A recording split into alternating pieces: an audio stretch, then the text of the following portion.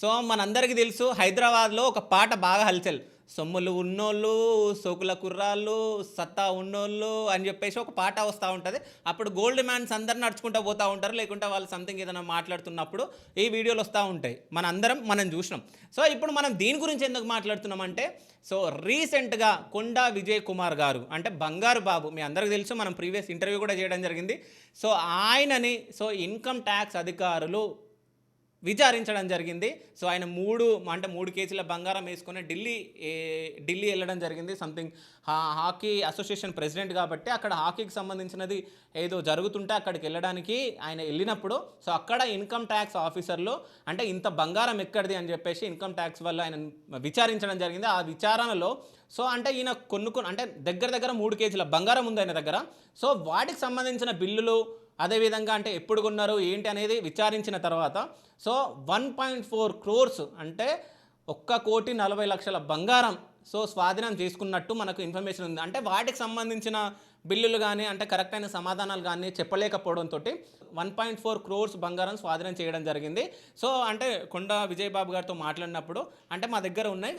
మళ్ళీ మేము బిల్స్ తీసుకెళ్ళి మళ్ళీ మావి మేము తెచ్చుకోవచ్చు కరెక్ట్ అయిన బిల్స్ అవన్నీ చూపించి అని చెప్పేసి చెప్పడం జరుగుతుంది. ఆయన కొన్ని వీడియోలలో మాట్లాడుతూ అంటే ఈయనను విచారించడం జరిగింది. అంటే ఎంత ఆస్తులు ఉన్నాయి, దాని తర్వాత ఈయన ఒక ఫౌండేషన్ నడిపిస్తున్నాడు.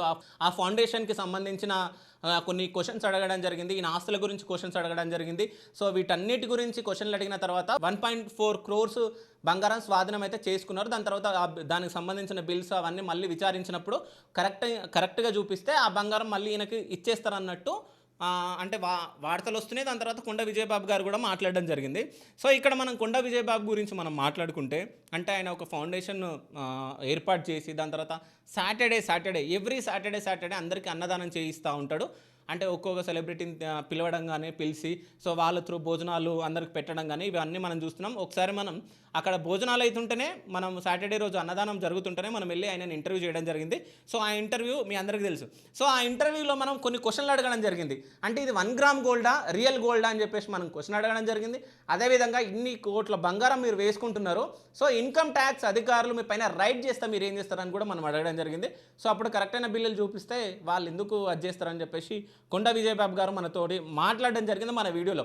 ఒక్కసారి మీరు ఆ వీడియోలు చూస్తే మీకు అర్థమైపోతుంది.